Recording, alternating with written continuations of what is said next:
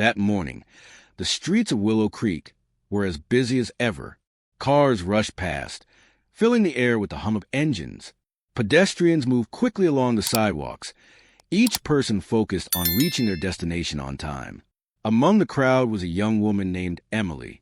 She had just finished her morning shift at a small cafe on the corner of Main Street. Wearing a thin jacket and carrying a simple cloth bag on her shoulder, she walked with a light step. But inside, her mind was heavy with worries. Her mother was ill, medical bills were piling up, and her college tuition remained unpaid. As Emily reached a major intersection, she paused at the curb. The traffic lights had just turned red. Cars sped through the crossing. While waiting, something caught her eye. An elderly man stood alone at the edge of the sidewalk. He wore a faded veteran's jacket and an old military cap. A wooden cane supported his frail body. His eyes seemed uncertain, scanning the busy road as if unsure when it was safe to cross. People passed by without noticing him. Some glanced his way, then looked away. No one stopped. Emily's heart stirred. Without hesitation, she walked toward the old man. "Sir, would you like some help crossing the street?" she asked softly. The old man turned to her slowly. A faint smile appeared on his wrinkled face. "Thank you, young lady. My eyesight isn't what it used to be," he replied in a gentle voice. Emily carefully took his arm. Together, they began to cross the street. Step by step, they moved at a slow pace. Impatient drivers honked their horns, but Emily paid them no mind. Her only concern was ensuring the old man reached the other side safely. When they reached the opposite curb, the old man released her arm. "Thank you, dear. May your life be filled with kindness," he said with sincere gratitude. Emily smiled warmly. "I'm happy to help, sir." Without thinking much of it, she continued on her way to the bus stop. For Emily, it had been a simple act of kindness. What she didn't know was that this brief encounter would soon change her life forever. Several days passed. Life for Emily returned to its usual rhythm. She worked long hours at the cafe, her earnings barely enough to cover her mother's medication and her own school expenses. Yet, something had begun to feel different. That morning, as Emily wiped down tables after the breakfast rush, the doorbell of the cafe chimed. She glanced up and saw an unfamiliar sight. An elderly gentleman, impeccably dressed in a tailored suit, entered the cafe. His polished shoes clicked softly on the floor. 2 bodyguards stood by the door, their eyes scanning the room. The gentleman walked with a dignified presence, his silver hair neatly combed back. He chose a quiet corner table and sat down, glancing through the menu briefly. Emily, slightly nervous, approached his table with her notepad. "Good morning, sir. What can I get for you?" she asked politely. The man looked up at her with a knowing smile. "You're the young lady who helped a veteran cross the street last week, aren't you?" Emily blinked in surprise. "Yes, sir. How do you know?" The man's smile deepened, but he offered no answer. Instead, he simply ordered a black coffee. As Emily walked back to the counter, her mind raced with questions. Who was this man? How did he know about that moment on the street? She hadn't told anyone about it. Throughout the next hour, the gentleman remained in his corner, occasionally glancing toward Emily with a thoughtful gaze. When he finally finished his coffee, he stood, left a generous tip on the table, and exited the cafe without another word. Emily stood frozen, staring at the door long after he had gone. Something about this encounter felt unfinished, and deep down, a strange feeling told her that her life was about to change in ways she could not yet imagine. The next morning, as Emily returned from the market, she noticed a sleek black car parked in front of her small apartment building. A well-dressed courier stood beside it, holding a cream-colored envelope. "Miss Emily?" the courier asked as she approached. "Yes, that's me," Emily replied cautiously. Without another word, the courier handed her the envelope, gave a slight bow, and returned to the car. Moments later, the car sped away, leaving Emily standing there, puzzled. She examined the envelope. It was thick and elegant, with her name written in graceful script. Inside, she found a formal invitation. It read, "Miss Emily, you are cordially invited to a private dinner at the Grand Royal Hotel. Your presence is requested. Transportation will be provided. Emily's heart pounded. Who would send her such an invitation? She was just an ordinary girl from a modest background. After some hesitation, curiosity got the better of her. That evening, with her mother's encouragement, she borrowed a simple dress from a friend and prepared herself for the mysterious dinner. When a sleek black car arrived to pick her up, she knew this was no joke. The Grand Royal Hotel was the most luxurious place in Willow Creek. Its grand chandelier sparkled in the lobby as Emily stepped inside, feeling completely out of place among the finely dressed guests. A polite attendant guided her to a grand banquet hall. Inside, dozens of elegantly dressed people mingled. The room buzzed with quiet conversation and the clink of fine glassware. Emily stood near the back, unsure what to do. She clutched her small purse nervously. Then, the room fell silent as a distinguished figure took the stage. It was the old veteran she had helped cross the street. But now, he looked entirely different. He wore a sharp black tuxedo. His posture was straight and commanding. His expression radiated strength and grace. Emily's breath caught in her throat. What was going on? Why was he here, and why had she been invited? The room was completely silent. All eyes were fixed on the elderly man standing at the podium. Emily stood frozen at the back of the hall, her heart racing. The man's deep, steady voice echoed through the grand hall. "Good evening, esteemed guests," he began. "Allow me to formally introduce myself. My name is William Hawthorne." A collective gasp rippled through the room. The name was legendary in Willow Creek.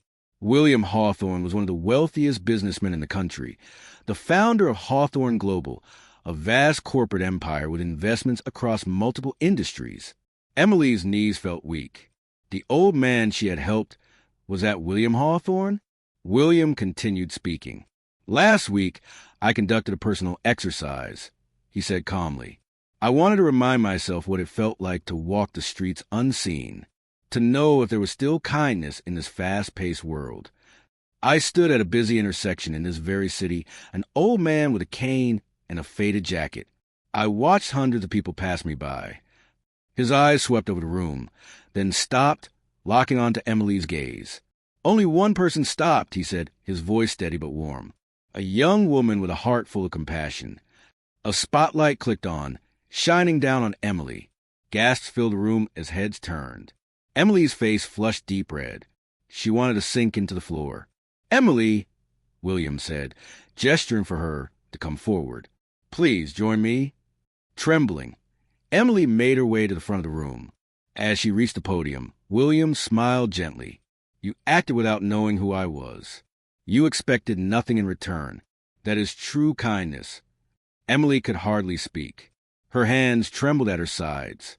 Then William turned to the audience and said, "And tonight, her life is about to change." The room was still. Every guest leaned forward, hanging on William's next words. Emily stood beside him, her heart pounding so loud it echoed in her ears. William turned to face her fully. "Emily," he said gently, "your simple act of kindness reminded me of something I had nearly forgotten. That wealth and status mean nothing without humanity." He reached into his jacket and pulled out an elegant envelope. "In this envelope," he said, "is a full scholarship for you to complete your college education. All tuition and living expenses covered." Gasps echoed across the hall. Emily's eyes widened in disbelief. She shook her head slightly, overwhelmed. "But that is only the beginning," William continued. "I have also arranged the best medical care for your mother. Starting tomorrow, a team of doctors will visit your home." Tears welled in Emily's eyes. Her lips quivered, words caught in her throat. William gently placed a reassuring hand on her shoulder. "And lastly," he said with a warm smile, "I would like to offer you a position at the Hawthorne Foundation. It is a non-profit organization dedicated to supporting education and health care for those in need. Your compassion makes you the perfect person to help lead its mission." The room burst into applause. Emily could no longer hold back her tears. They streamed down her cheeks as she whispered, I don't know what to say." William leaned closer and said softly, "You've already said it through your actions." The applause grew louder, filling the grand hall. Emily's life, once filled with struggle and uncertainty, had changed in an instant, all because of a single moment of kindness. News of the evening spread quickly. The very next morning, local newspapers ran headlines about the mysterious young woman whose simple act of kindness had caught the attention of one of the country's richest men. Emily's phone buzzed constantly. Reporters wanted interviews. Friends and acquaintances she hadn't heard from in years reached out with messages of amazement. At the cafe, her co-workers gathered around her excitedly. "Emily, you're all over the news," one of them said, waving a newspaper. "I never thought someone like me would be in the news," Emily replied softly, still dazed from the previous night's events. Soon after, a representative from the Hawthorne Foundation arrived at the cafe. "Miss Emily," the representative said with a respectful nod, "Mr. Hawthorne would like to formally welcome you to the foundation. We prepared everything for your new role. When you're ready, a car will take you to the headquarters." Emily's heart swelled with gratitude. She thought about her mother, who was finally receiving proper medical care. She thought about her future, once clouded with uncertainty, now filled with hope. That afternoon, she visited her mother in the hospital. The doctors were already there, examining her condition with great care. Emily sat by her mother's side, holding her hand. "Mom," she whispered, tears in her eyes, "everything's going to be okay now." Her mother squeezed her hand weakly and smiled. "You've always had a kind heart, Emily," she said softly. "And now the world sees it too." Emily's heart warmed. She knew this was only the beginning of her new journey. But more than the opportunities and the praise, she cherished one simple truth. It all started because she chose to help without expecting anything in return. A week later, Emily arrived at the towering glass headquarters of the Hawthorne Foundation. The building was elegant but welcoming, its walls adorned with photographs of children, families, and communities the foundation had helped over the years. Emily was greeted warmly by the staff. They led her to the executive floor, where she was to meet Mr. Hawthorne in his private office. As she stepped into the office, sunlight poured through the tall windows. William Hawthorne stood by the window, gazing out at the city below. When he heard her enter, he turned with a smile. "Emily," he greeted her warmly, "I'm glad you're here." She approached shyly. "I still don't know how to thank you for everything, sir." William chuckled gently. "There's nothing to thank me for. You acted with kindness when no one else did. I'm simply giving you the opportunity to do even more good." He motioned for her to sit. They spoke for nearly an hour. William shared stories of his life, how he had built his empire from nothing, how success had changed the people around him, and how lonely wealth could be without genuine connections. "You reminded me of something important," he said. "That true wealth is measured by the kindness we give, not by what we own." Then he handed her a folder. Inside was a detailed plan for a new initiative, a nationwide program to provide scholarships to underprivileged students. "I want you to lead this project," he said. "I trust you." Emily's breath caught. She couldn't believe it. A simple act of helping a stranger cross the street had led her here, given her a purpose greater than anything she had ever imagined. As she left the office that day, Emily's heart was full. She no longer saw herself as an ordinary girl. She was now someone with the power to make a real difference.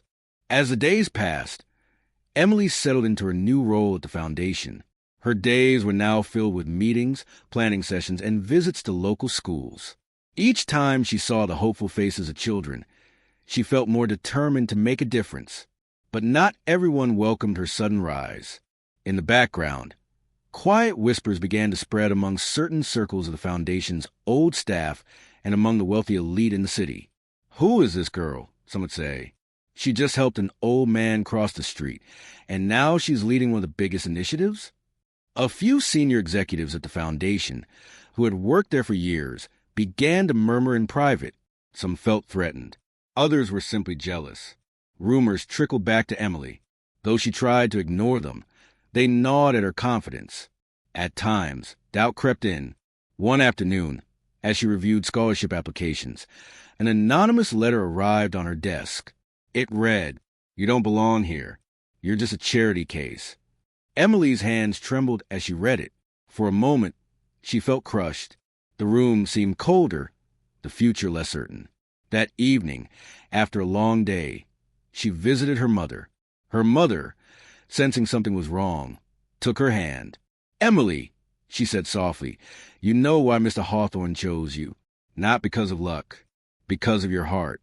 Don't let anyone take that away from you." Tears welled in Emily's eyes. Her mother's words rekindled her resolve. She would not give up, not when so many were counting on her, not when she had come this far. The challenges ahead were greater than she had imagined, but Emily was ready to face them. A week later, the foundation prepared for its annual gala, a grand event where the city's most powerful and influential figures would gather. It would also be Emily's first major public appearance in her new role. As the gala approached, the whispers grew louder. Some questioned whether she was capable. Others doubted her intentions. On the evening of the event, Emily arrived at the grand ballroom of the Grand Royal Hotel, the same place where her journey had begun. She wore a simple yet elegant dress, her hair neatly pinned. Her heart pounded as she stepped into the glittering room filled with dignitaries and socialites. The air was thick with expectation. As she moved through the crowd, several cold stares met her. Polite smiles masked judgmental eyes. She overheard fragments of conversation. "Let's see if she can handle the pressure. She's just a girl who got lucky." Emily swallowed her nerves and forced herself to smile. Suddenly, an older board member approached her with a sly grin. "Miss Emily," he said smoothly, "I have a proposal. You're new here, so perhaps you don't yet understand how things work. If you step aside from this project, there are certain benefits that could come your way."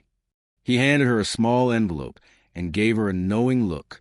A bribe, a clear attempt to push her out. Emily's stomach twisted. For a brief moment, doubt flickered in her mind.